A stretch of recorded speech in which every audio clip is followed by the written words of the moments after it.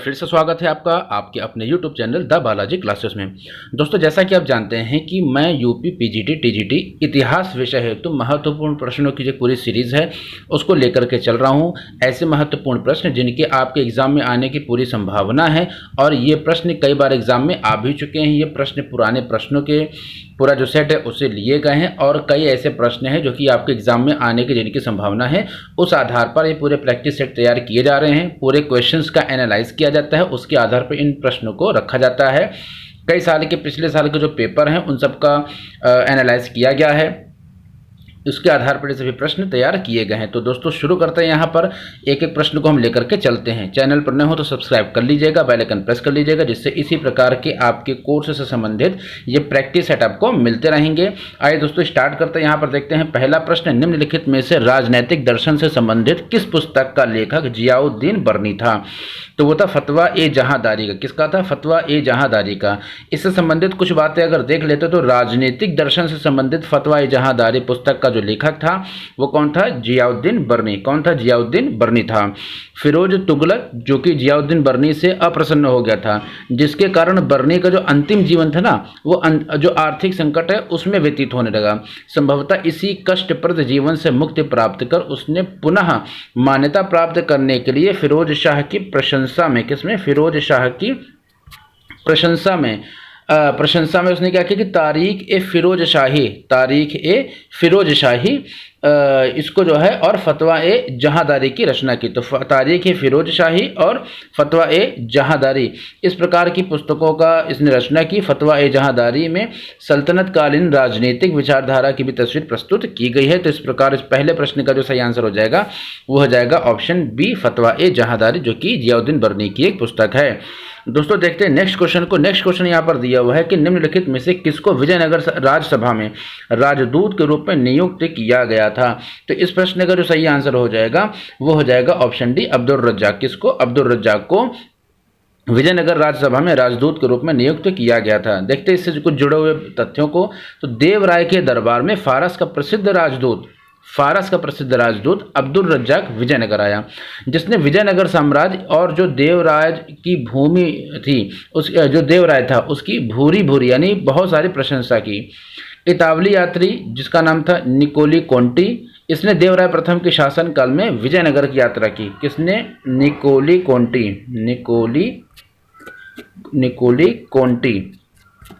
इसने क्या किया था कि इसने जो है वो जो देवराय प्रथम था उसके शासनकाल में विजयनगर की यात्रा की। और एक था जिसका नाम था दुआर्ते बारबोसा नामक, ये पुर्तगाली यात्री था जिसने कृष्ण राय के शासनकाल में यात्रा की थी। तो मार्को पोलो जो था ये पांड्य शासन, मारवर्मन कुलशेखर के शासनकाल में इसने यात्रा की थी। तो इस प्रकार से निकोलो कोंटी जो कि ये दिया हुआ है, निकोलो कोंटी किसके शासनकाल में आया था? देवराय प्रथम के शासनकाल में आया था। जो दुआर्ते है, दुआर्ते ऑप्शन सी में जो दिया हुआ है दुआर्ते बारबोसा, ये पुर्तगाली यात्री था और ये कृष्ण देवराय के शासनकाल में भारत आया था। और जो मार्को पोलो था ये पांड्य शासक मारवर्मन जो शेखर है उसके शासनकाल में मार्को पोलो भारत में आया था। तो इस प्रकार से चार ऑप्शन जो थे उनके सभी के अलग अलग जो तथ्य हैं उसको मैंने आपको बताया। आई होप आपको ये बातें समझ में आई होंगी। दोस्तों देखते हैं नेक्स्ट क्वेश्चन को। नेक्स्ट क्वेश्चन की अगर बात करते हैं तो यहाँ पर तीसरा क्वेश्चन दिया हुआ है कि विजयनगर के शासक कृष्णदेव राय ने कौन सा नगर बसाया था? तो इसने कौन सा नगर बसाया था? यहाँ पर चार ऑप्शन आपके सामने दिए हुए, देख लेते। और जो शहर था उसका नाम था नागलपुर। क्या नाम था इसका? नागलपुर। तो जो कृष्णदेव राय ने कला के क्षेत्र में नागलपुर के एक नवीन नगर की नींव डाली, जहाँ उसने अनेक भव्य मंदिरों और भवनों का बहुत सारे भवन और मंदिरों का निर्माण किया था। तो इसके शासनकाल में जो संपूर्ण साम्राज्य में एक सहस्त्र का मतलब 1000 सहस्त्र स्तंभ वाले मंडपों और गोपुरमों का निर्माण करवाया था। तो इस प्रकार से इस प्रश्न का आंसर आपने देख लिया है, नागलपुर।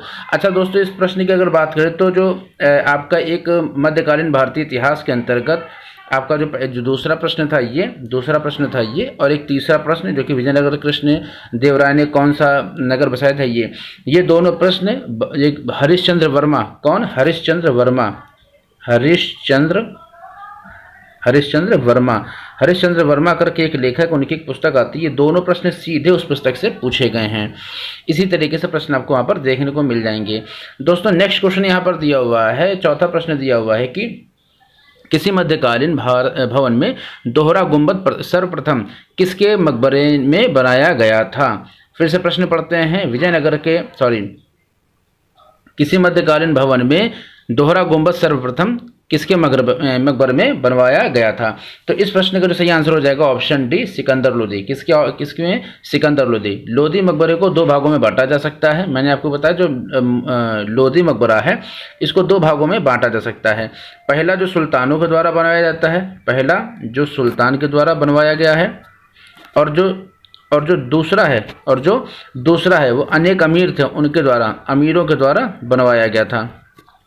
तो मैंने बताया कि जो लोदी मकबरा है उसको दो भागों में उसको बांटा जा सकता है। पहला जो सुल्तान के द्वारा बनवाए गए अष्टभुजी मकबरे हैं, और दूसरा जो अमीरों के द्वारा निर्मित चतुर्भुजी मकबरा है। सिकंदर लोदी के समय में एक नई शैली की शुरुआत हुई जिसमें एक गुंबद के स्थान पर दो गुंबदों को, जिसे द्विगुंबती, दो गुंबद के कारण इसे द्विगुंबती इसका निर्माण कराया था। और दोहरा गुंबद सर्वप्रथम 1517 ईस्वी में, कब? 1517 ईस्वी में निर्मित सिकंदर लोदी के मकबरे में बनाया गया था। तो यहाँ पर इस प्रश्न का सही आंसर क्या हो जाएगा? सिकंदर लोदी। आई होप आपको इससे जुड़े हुए जो तथ्य मैंने बताए हैं वो भी समझ में आए होंगे। दोस्तों नेक्स्ट क्वेश्चन देख लेते हैं। नेक्स्ट क्वेश्चन यहाँ पर दिया हुआ है कि निम्नलिखित में से कौन महानुभाव संप्रदाय का संस्थापक था। तो कौन महानुभाव संप्रदाय का संस्थापक था?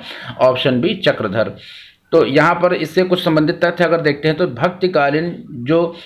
भक्तिकालीन आंदोलनों के समय में, जो कि मध्यकाल में हुआ था, तो मध्यकाल के भक्ति आंदोलनों के विकास तथा लोकप्रियता में महाराष्ट्र के संतों का महत्वपूर्ण स्थान था। और ज्ञानेश्वर, हेमाद्रि और चक्रधर से आरंभ होकर के रामदास, तुकाराम, नामदेव ने भक्ति पर बल दिया और भगवान की संतान होने के नाते सबकी समानता के सिद्धांत को प्रतिष्ठित किया। महानुभाव जो संप्रदाय के संस्थापक चक्रधर थे। इस प्रश्न को आप समझ गए होंगे। दोस्तों नेक्स्ट क्वेश्चन देख लेते हैं। निम्नलिखित में से निम्बार्काचार्य ने किस एक का श्रेय समुचित रूप से दिया था? किसको? निम्बार्काचार्य को दिया था। तो यहाँ पर इस प्रश्न का जो सही आंसर हो जाएगा ऑप्शन ए यहाँ पर हो जाएगा द्वैताद्वैत। क्या हो जाएगा? द्वैताद्वैत। द्वैताद्वैत का श्रेय समुचित रूप से निम्बार्काचार्य को दिया जाता है। वैष्णव संतों द्वारा निम्नलिखित 4 मतों की स्थापना की गई थी। 4 मत कौन कौन से हैं? तो 12वीं, 13वीं, इस प्रकार की कुछ शताब्दियां हैं, उसमें अलग अलग मत दिए हुए हैं।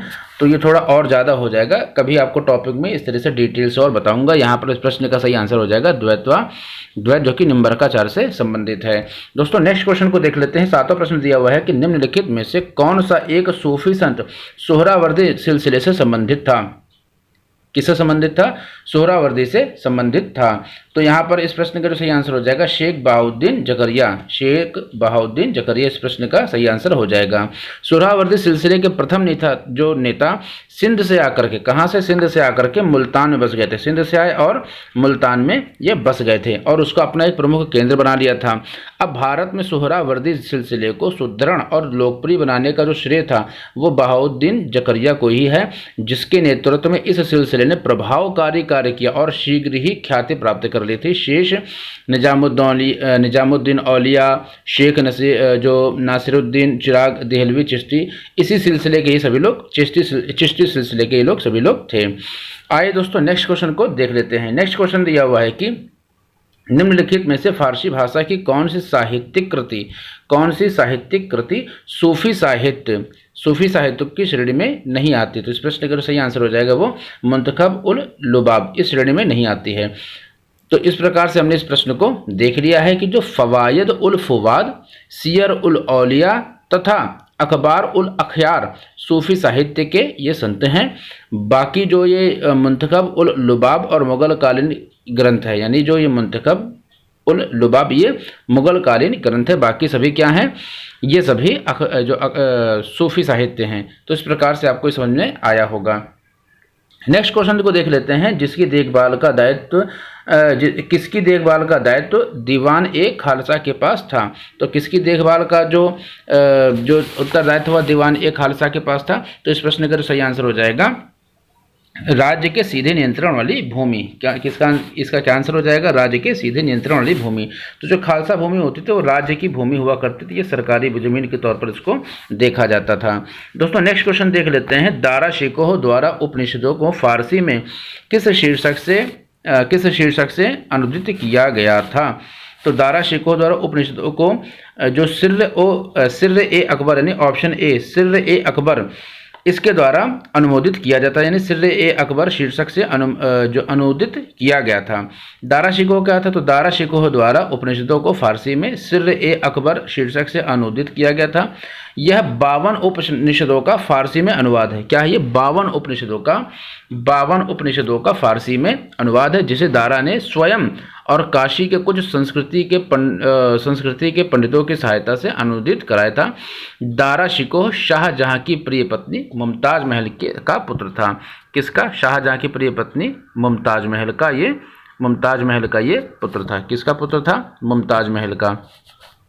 दोस्तों नेक्स्ट क्वेश्चन देख लेते हैं। नेक्स्ट क्वेश्चन दिया हुआ है कि निम्नलिखित में से किस विभाग की देखभाल मुगल प्रशासन में सदर और सुदूर द्वारा की जाती थी? फिर से प्रश्न पढ़ लेते हैं। निम्नलिखित में से किस विभाग की देखभाल मुगल प्रशासन में सदर और सुदूर के द्वारा की जाती थी? तो यहाँ पर इस प्रश्न का सही आंसर क्या हो जाएगा, ये हमें देखना पड़ेगा। जहाँ पर हमें 4 ऑप्शन दिए हुए हैं, यहाँ पर 4 ऑप्शन के अंतर्गत जो पहला ऑप्शन आप देख रहे हैं सुयूर घाल, क्या? सुयूर घाल।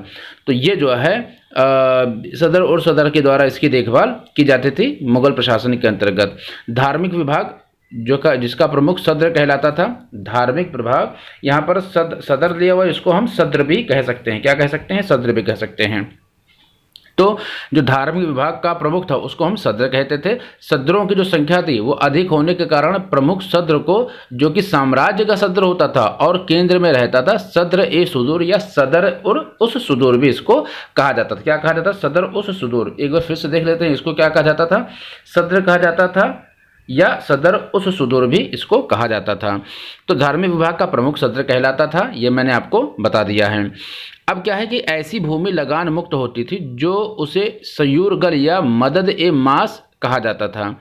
वह सम्राट द्वारा प्रदान की जाने वाली छात्रवृत्ति का भी निरीक्षण करता था। सद्र का दायित्व था कि उन अनुदानों का दुरुपयोग न होने पाए, अतः जो अनुदानों के लिए दिए जाने वाले समस्त प्रार्थना पत्रों को सम्राट के सामने प्रस्तुत करने से पहले वह स्वयं अपनी जांच पड़ताल करता था। जब्ती के माप के आधार पर लागू कई लगान को जब्ती के जो माप थे उसके आधार पर लागू की गई लगान को कहा जाता था मनसब।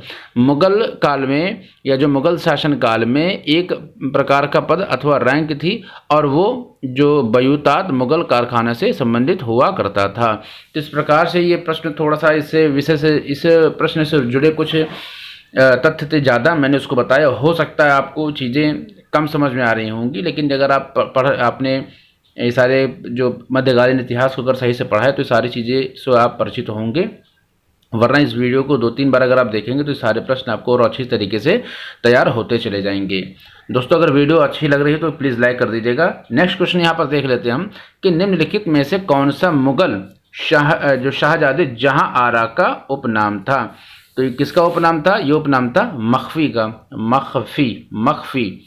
तो इस प्रश्न का सही आंसर हो जाएगा मख्फी। मुगल कालीन 2 महिलाएं गुलबदन बेगम, कौन कौन सी? गुलबदन बेगम और जहां आरा, ये प्रकांड विदुषी थी। जहां आरा, कौन? जहां आरा, ये प्रकांड विदुषी थी। विदुषी वो महिलाएं होती हैं जो ज्ञान के आधार पर एक प्रकार की संत हो जाती थी। तो गुलबदन बेगम ने हुमायूंनामा की रचना की। वह मख्फी के उपनाम जो वह अरबी और फारसी की भाषा की ज्ञाता थी। जो गुलबदन बेगम थी इसने हुमायूंनामा की रचना की थी और अरबी और फारसी भाषा की जो ये जानकार थी। आइए दोस्तों यहाँ पर नेक्स्ट क्वेश्चन को देख लेते हैं। तो यहाँ पर आपका जो प्रश्न का आंसर क्या हो जाएगा? जहां आरा का जो उपनाम था वो मख्फी था। नेक्स्ट क्वेश्चन देख लेते हैं। नेक्स्ट दिया हुआ है कि प्रथम कर्नाटक युद्ध के बाद किसको डुप्ले द्वारा हैदराबाद में तैनात किया गया था? तो इस प्रश्न के लिए आप देख रहे हैं यहाँ पर आपके सामने 4 ऑप्शन दिए हुए हैं। पहला ऑप्शन बोरदोन, दूसरा लाली, तीसरा मेलकाम, चौथा बूसी। इस प्रकार से 4 ऑप्शन आपके सामने दिए हुए हैं। तो यहाँ पर हम अगर देख लेते हैं तो प्रथम कर्नाटक युद्ध के बाद किसको डुप्ले द्वारा हैदराबाद में तैनात किया गया, तो इस प्रश्न का सही आंसर हो जाएगा option D Bussy. Option D Bussy. प्रथम कर्नाटक युद्ध के पश्चात डुप्ले द्वारा बूसी को हैदराबाद में तैनात किया गया था। कब? प्रथम कर्नाटक युद्ध के पश्चात डुप्ले के द्वारा बूसी को हैदराबाद में तैनात किया गया था। डुप्ले ने अनिश्चित अव्यवस्था से या अवस्था से राजनैतिक लाभ उठाने की सोची और मुजफ्फर जंग को दक्कन की सूबेदारी तथा चंदा साहिब को कर्नाटक की सूबेदारी के लिए समर्थन देने की बात सोची। इस प्रकार से प्रश्न है और जो ये आप इस प्रश्न का जो सही आंसर हो जाएगा वो हो जाएगा बूसी। दोस्तों ज़्यादा अगर डिटेल में बता रहे हैं तो आई थिंक मुझे ऐसा लगता है कि हो सकता है आपको ज़्यादा समझ में ना आ रहा हो, तो सीधे सीधे प्रश्न उससे जुड़े हुए कुछ तथ्यों को हम देकर के आगे चलते रहेंगे। नेक्स्ट क्वेश्चन यहाँ पर दिया हुआ है कि किसके नेतृत्व में अंग्रेजी सेना ने पोर्तो नोवो में हैदर अली को पराजित किया था। तो हैदर अली है उसको पराजित किया था। तो उसको हम प्रश्न को अगर देख लेते हैं तो इस प्रश्न का जो सही आंसर हो जाएगा वो यहाँ पर ऑप्शन ए देख रहे हैं, आयर कोट। इसी के नेतृत्व में ये सारी चीज़ें हुई थी। वॉरेन हेस्टिंग्स ने बरार के राजा महादजी सिंधिया और निजाम को हैदर की संधि से अलग कर दिया था। इन लोगों के पक्ष त्यागने से हैदर थोड़ा सा भी भयभीत नहीं हुआ। उसने अपने पहले की दृढ़ता और शक्ति के साथ युद्ध जारी रखा, किंतु सर आयर कोट ने 1781 में 1781 में पोर्टो नोवो में उसे बुरी तरह से हरा दिया था। अंग्रेजों ने डचों से सीलोन के सबसे अच्छे बंदरगाह त्रिंकोमाली को जनवरी 1782 ईस्वी में 1781 में इसको हराया। 1782 ईस्वी में जो एक त्रिंकोमाली बंदरगाह था उसको डचों से छीन लिया था और भारत में नागपट्टनम और 1781 के अंत तक दक्षिणी जो भारत में मद्रास तथा पुलिकट और बंगाल और बिहार की उनकी बस्तियों पर कब्जा कर लिया था। तो यहाँ इस प्रश्न का सही आंसर हो जाएगा आयर कोट।